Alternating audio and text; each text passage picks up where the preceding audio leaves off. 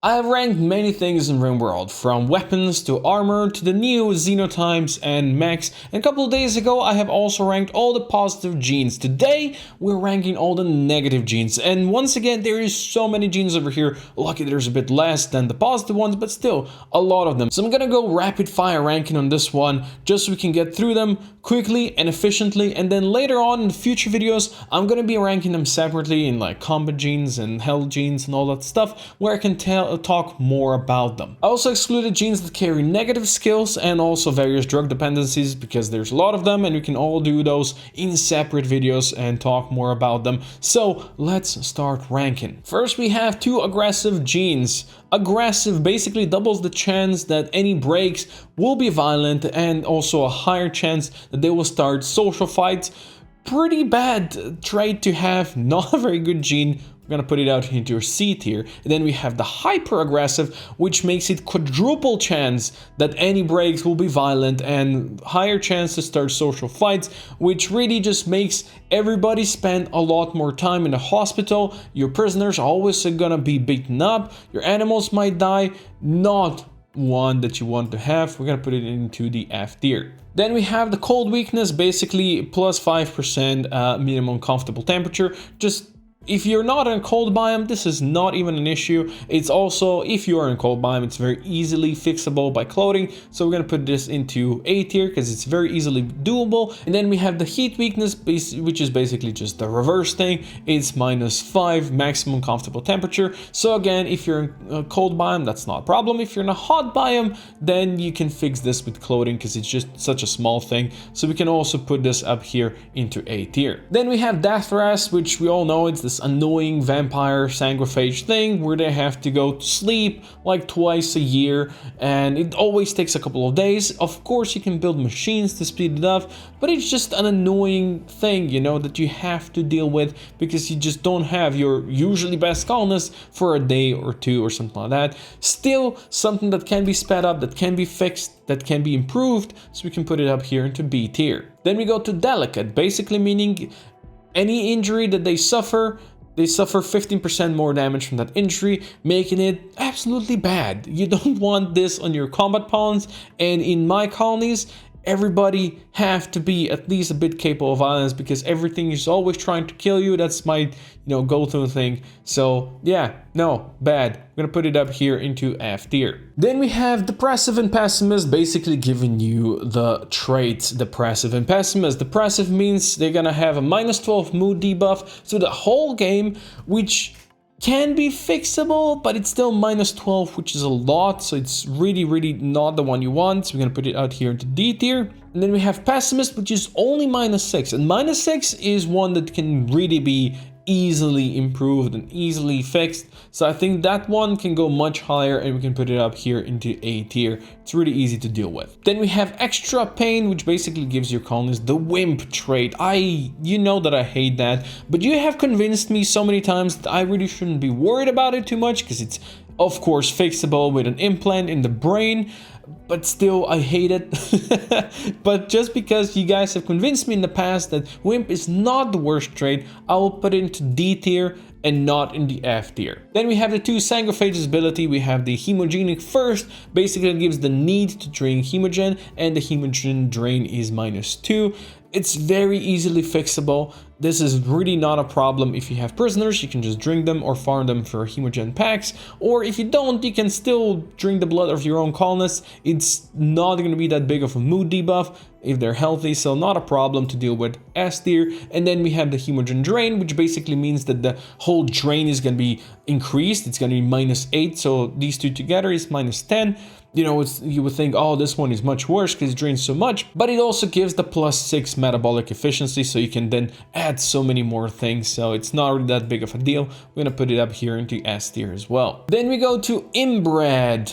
It sounds bad, but it's not so bad. It gives the slow learner trait, which is actually a bad trait, but when you think of it, if you have the slow learner trait on something like your haulers or cleaners, somebody that doesn't do real skilled work, it's not even a problem. It also lower fertility, which, to be honest, for somebody that's inbred, that's probably good. And the immunity gain speed is slightly lower, but not that much lower that it would be too big of a deal. So I think inbred can go up here in the C tier. It's not the worst. But do you know who else is inbred? Oh my god, that's like the worst call to action that I ever do. But yeah, my subscribers are awesome. And if you're not subscribed yet, you should totally click that subscribe button and join the community where we're all... No, we're not inbred. We're fine. This is also what everyone in my subscriber list has. A kill thirst, basically giving them the need to kill somebody, to hurt somebody, which, to be honest, is not something that's going to be hard to satisfy on the Rim, where everything is trying to attack you. But if you're playing on lower difficulty, on more peaceful settings, then maybe this is going to be one that's going to be more problematic for you to satisfy and not so good. But for me, we just fight all the time, so B tier. Next on the list, we have low libido. You know, if you watched the previous video, that I have ranked high libido very high because I think it's a really good mood buff. And with this one, there's a good chance that they will do less loving, which means they will lose that big buff. But of course, it's situational. If you don't have people actually coupling together, then this is really doesn't do anything for you. But still think if they are in couples, you are really missing out on that big mood buff. So I'm gonna put it out here in the C tier. It's not the worst, but it's also pretty bad. Then we have mild cell instability, basically shortening the lifespan of the colonists, but like 20% or something like that. There's a bigger chance of cancer and cancer spread. Their immunity gain is lower. So basically, this is a sick, poor person. But let's be real. Again, how many times do your colonies survive for 20, 30 years in game that life expectancy would be a problem? Probably very, very rare. So this one is not that bad to deal with, so I'm gonna put it up here into B tier. But the major cell instability, it's much worse because the life expectancy is much shorter now, and also their rate of cancer is pretty crazy. So this one is actually bad. We're gonna put it out here into D tier. Then we have mild UV sensibility. Basically, when they're out in the sun, they're gonna move 10% slower. They're gonna have -6 mood debuff, but this can be easily fixed. You put people on night shift, you put people just indoors, you put people in the mines, and they will never have to fear this, never have a problem with this. I think this one is easy doable. We're gonna put it up here in the S tier. Then we have the intense UV sensibility. This one is quite worse. It's 20% less movement speed. It's -12 mood debuff when out in the sun. And this can get really problematic if you have to defend in the middle of the day in the sun and your people might break while they're out there. So you definitely want to put roof over their heads when that's needed. It's much worse than the other one, but it's still not one of the worst ones. I think I can put it safely up here in the B tier. Then we go with nearsighted. Basically, accuracy for long and medium range weapons is much worse. So basically, this is not very good for anybody that would be shooting. So give them melee weapons, give them grenades and something like that that has AoE effect, and it's basically not even a problem. So I think this is not a big deal. We can easily put it up here in the A tier. Then we have cyclically deaf and cyclically dull. One of my favorite negative genes out there. Gives these separate traits. This only sucks on somebody that would otherwise be a psychic pawn, but basically they do not get infected by psychic drones and stuff like that, which to me is amazing.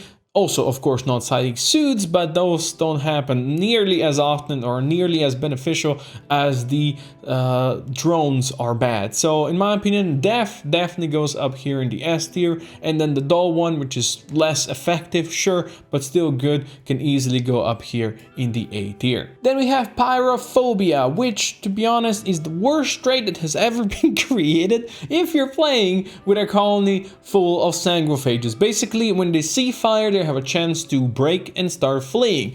Very often they will flee directly in that fire and then take more damage from that fire, which is amazing, but it'd be like that. Also, they break a lot when they see like tiny flame, like I don't know, half a room away. They're like, oh, everybody gonna break now, it's flame. No, it sucks, it's awful, F tier, screw that trait. And we go to slow wound healing, which again is very bad. Wounds take twice as long to heal as normal wounds, which means they're gonna stay longer in beds, which means they will not do their work, which means they will not fight when you need them because they will still be injured. So very bad trait, should be down here in the F tier. Then we have slow learner trait, basically given the slow learner Then we have the slow learner, basically giving the slow learner trait. It's the same as inbred, but without the immunity deficit and the fertility thing, so it's slightly better version of that one, C tier. Then we have slow runner, basically giving the slow poke trait. People will be slower. You don't want this on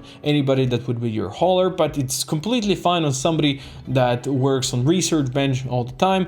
It's a problem if they're out there and animals go mad and chase them, they're probably gonna get caught, but still, this is really not one of the worst things, especially when bionics exist. We're gonna put it up here in the C tier. Next, we have sleepy, which means they need to sleep 40% more, which is really annoying. And I have just noticed that I don't have the very sleepy over here for some reason, which is even worse because they have to sleep like 80% more, basically doubling that. So this sleepy one is gonna be there for sleepy and very sleepy because both of them suck.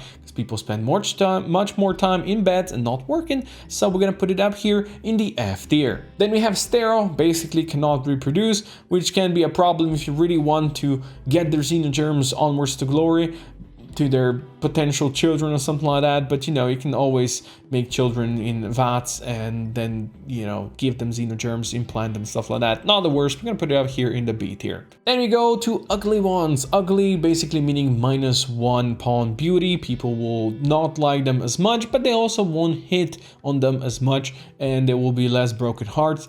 Really not one of the worst ones. It can easily be up here in the B tier. And then staggeringly ugly is -2 pawn beauty, which is the lowest it can go.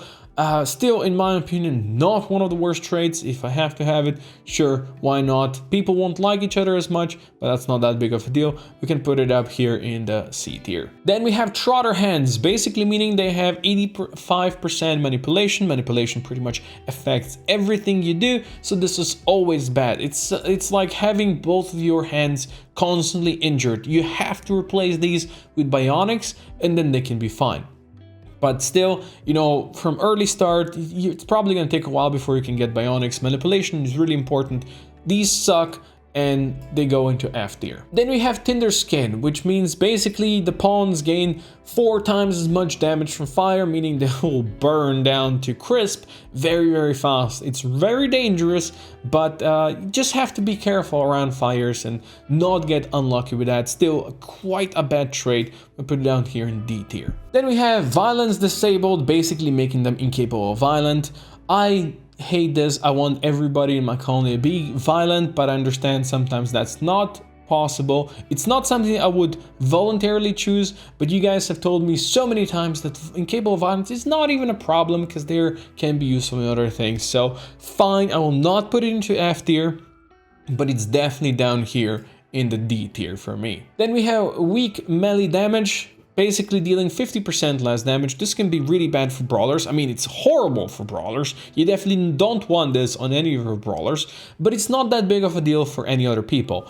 Although your people, you know, that otherwise are not supposed to be in melee can get caught in melee sometimes and they have to fight, which could make this a really, really bad trade.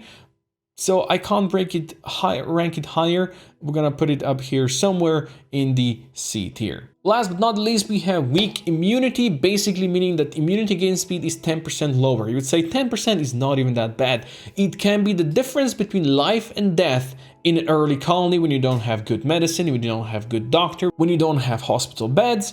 It can be a difference between life and death, and because of that it can be really bad. Later on, not that big of a deal, but early on can be a crucial thing and really bad, and you might lose your worst or your best colonist, or if you lose your worst, it's not so bad. Anyway, D tier for this one. And there you go, all the negative genes have been ranked. Let me know what would you put in the S tier, what would you put in the F tier. There will be more gene rankings because there's so many of them that I need to kind of group them up and go through them. So please be patient and wait for that. But for now, just let me know, have I missed something?